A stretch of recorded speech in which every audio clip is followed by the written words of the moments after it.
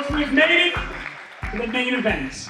The main event. So let me tell you a little bit about Brian Lafontaine for a moment here, okay? Brian Lafontaine has been spending over the last 30 years, 3 decades, as a professional actor and voiceover artist, with roles in hit TV shows and movies like Ozark, Stranger Things, Outer Banks, The Hate You Give, Homeland, Nashville, The Vampire Diaries, and he goes on and on and on. He's played doctors and dads and dudes with dark secrets.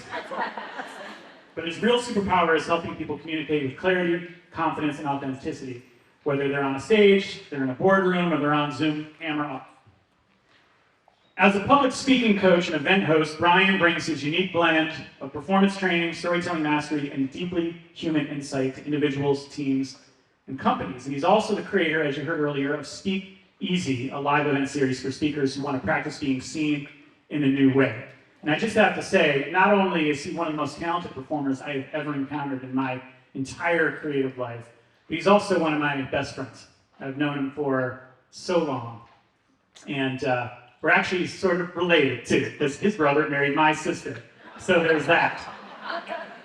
So I love this guy, I admire this guy, and I'm really, really honored that he's going to take our stage. So Daybreak Legends here to give us his take on our global theme of Blossom. Please put your hands together for Charlotte's own Brian Lafontaine.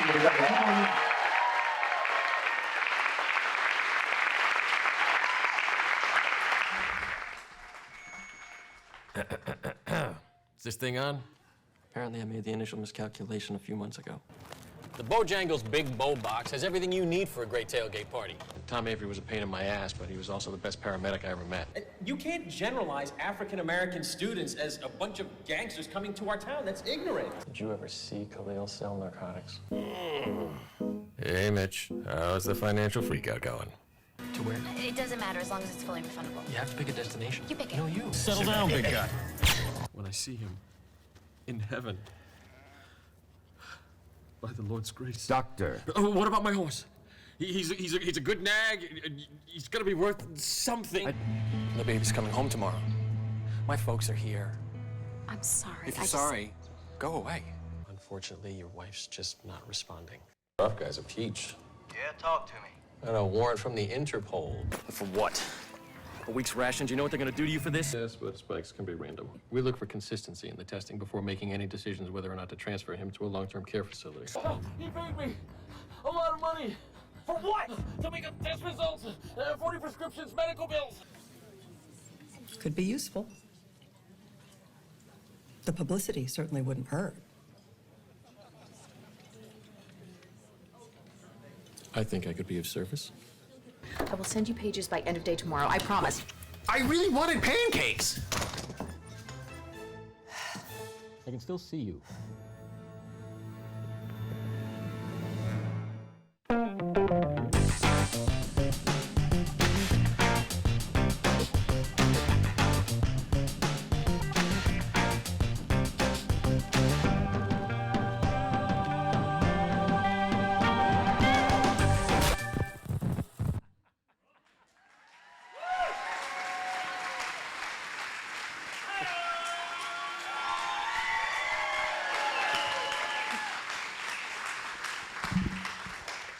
Two minutes?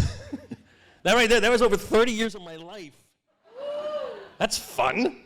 Watching something so full of effort and joy and heartbreak get cut down to a montage. It looks like a complete story. But here's what you don't see. The part where I realized that the story wasn't over, but the chapter was. So, what comes after the highlight reel? Well, that's why we're here. Because that's when I realized that blossoming doesn't always happen when the cameras are rolling. Sometimes it happens when the spotlight fades. And we're left wondering, what's still alive under the surface? I mean, I turned acting into a full-time career that's lasted over 30 years now. A career of unpredictability, financial insecurity, and professional instability. I haven't known from one day to the next if I was going to have a job for over 30 years, and I've loved it. I'm one of the lucky ones. I am living proof that it's possible. And I may not be famous, you may not know who I am, that's okay, that's most of us. But I did it. I have appeared on Emmy Award-winning TV shows. I've worked with Academy Award winners. I have the best job in the world. And most importantly, I was being seen. Oh yeah, around here and in a lot of rooms, I was Brian Lafontaine. That's Brian Lafontaine, he's one of the real actors. In the creative circles of Charlotte and the region, people knew my name. And if you listen carefully, you could hear it on the wind rustling through the trees. Brian LaFontaine. It was pretty cool. Because we all have a badge that we carry. I'm an entrepreneur. I'm a creative. I'm Matt Olin. I'm an actor. And I could prove it. And it usually took some explaining, and even a little convincing. And that's insulting in and of itself, having to prove to someone that you actually do what you say you do for a living. Having someone look at me with suspicious disbelief and ask, have I seen you in anything? I mean, that doesn't happen in any other profession. You never meet someone at a networking event and ask, what do you do? Oh, I'm a dentist. Oh yeah? Prove it. Yeah, do a root canal right now. And when we're young, we get asked, what do you want to be when you grow up? Not who, what? That's a definition. We get defined by these things. And without them, in many cases, we don't know who we are. You were defined as being an actor based off of your accomplishments in a profession that's built on failure and rejection. Your accomplishments, your resume, your IMDb credits. Oh, there's your silver bullet. What have you done? And here's what takes it to another level. You become immortalized. In movies and TV, I will forever be known as the only person to ever play those parts. They won't remake it with someone else. You are forever known as the only person to ever play that role, no matter how big or how small. No one else but you. I couldn't imagine doing anything else, so I never did. And if I stopped, well, that meant that I quit, or I gave up, or I failed. For over 30 years, I've introduced myself as an actor. That was the title, that was the story, that was the whole identity. But here's the problem with wrapping your worth around what you do. What happens when you stop doing it? What happens when you see that path coming to an end? And that identity starts to fade. I mean, there's hardly been a day over the past 3 decades where I haven't wondered, what if today's the last day? What if today's the day when all of this stops? And since we're speaking on the global theme of blossom, let me try and paint a picture for you. A couple of years ago, I got hit by a very cold, hard, professional winter. A winter like I had never experienced before. I lost what felt like more than half my business just seemingly overnight. All of a sudden, the phone stopped ringing and the roles weren't coming. And with each passing week, it's just been panic. Because it's not just the loss of work that stings. It's the loss of identity. Because if I wasn't the actor, who was I? And that Thanksgiving, I had a conversation with a very special woman who was sitting in this room, and she said, have you ever thought about public speaking? And I said, go on. And she said, you should really think about public speaking, and you should really think about offering your services as a public speaking coach. And my first reaction was like, wait, that's a thing? Really? Like it was this total, boom, light bulb moment. I mean, you have to understand the realization for me that I had a skill set that transferred outside of the entertainment industry, that was news to me. I thought, hell, I could do that tomorrow. And I was right. I had the skill set to start right away. But that was all I had. I had no contacts, no connections, no plan, nothing. I thought I was saved. I thought, hey, winter's over, spring is finally arrived. Not yet. Not exactly. Because now,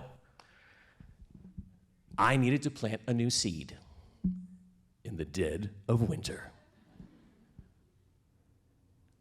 I don't know how to grow things. I'm not a farmer. Yeah, those roles didn't come to me. You saw I played doctors and politicians and guys who get killed at the end of the first episode because they knew too much. I'm not the guy who plants. Besides, how do you grow something new when so much of what exists in that same soil is struggling to survive? And how do you let go of something that's no longer producing fruit like it used to, but it's the only crop you have? And you have no idea if this new seed is even going to grow. I'm just standing over the dirt and shouting at it, hurry up!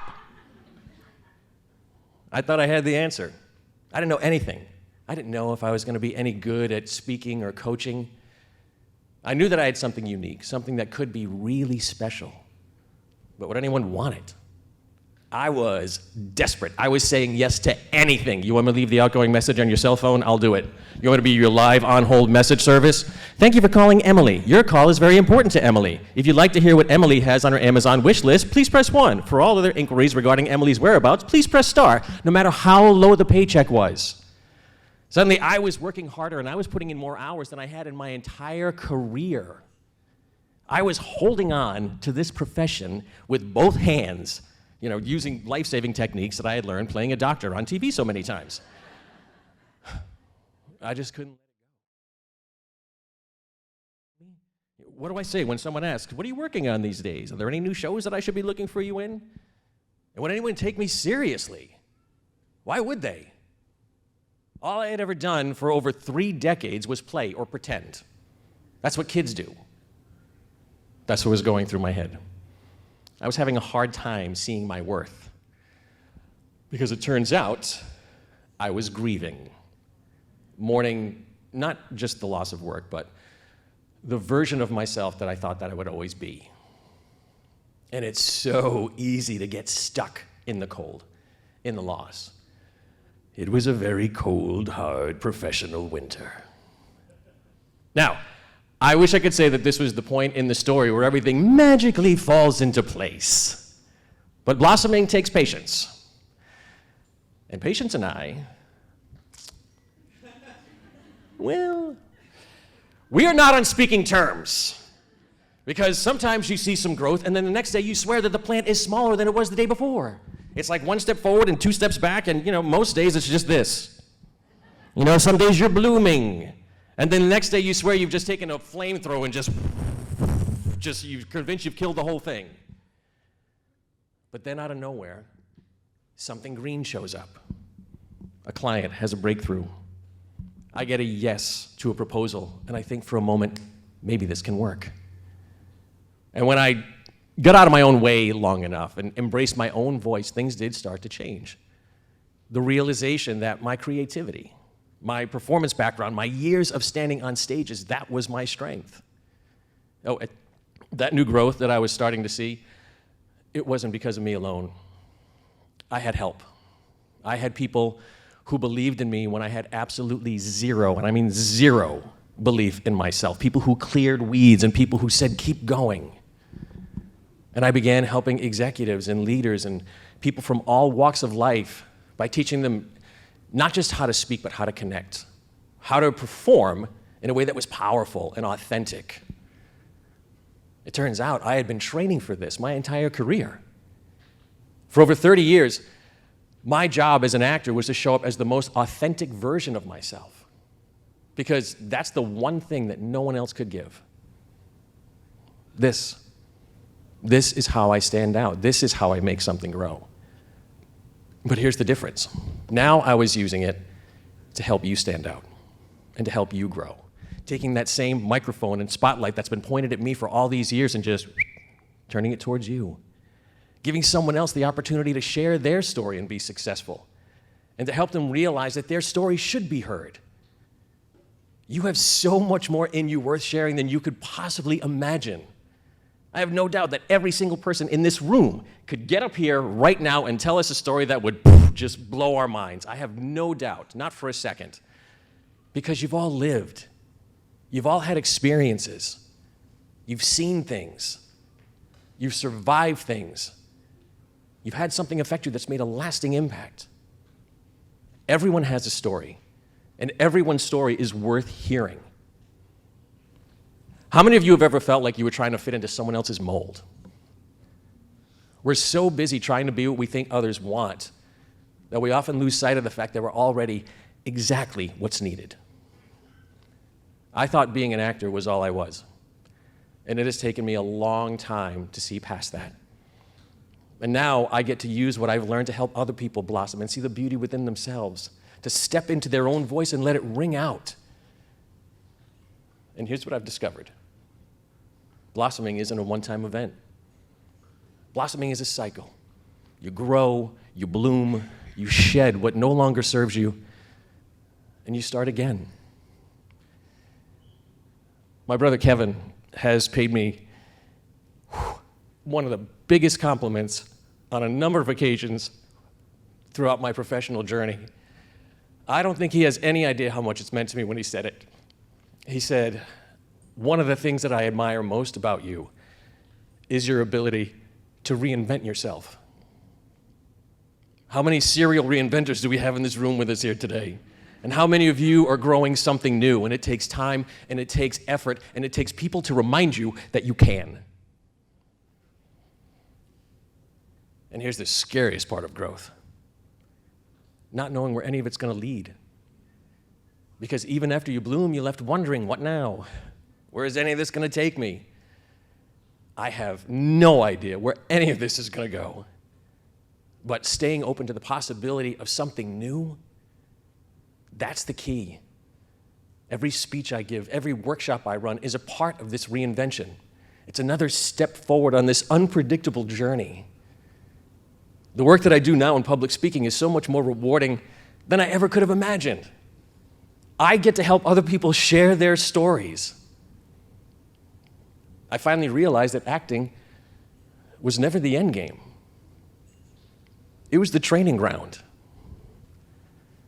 It was never about being seen. It was about helping others feel seen. And here's what's wild. When you stop chasing your old identity, you make space for the next one to find you. So here's what I want to leave you with. You are not your title. You are not your job. You are not your LinkedIn headline. And if you ever feel like you're losing who you are, maybe, just maybe, you're not breaking down. You're breaking open. Because everything you've done, it wasn't wasted. It was preparing you for this version, for this chapter, the one where you stop waiting to be chosen and you start choosing yourself. Blossoming doesn't happen in spite of loss. It happens because of it. Every rejection, every layoff, every moment that you felt invisible was a seed. And seeds only grow after they've been buried. So keep growing, keep blooming, keep reinventing, because your story's not over. You're not wilting. You're becoming. Thank you.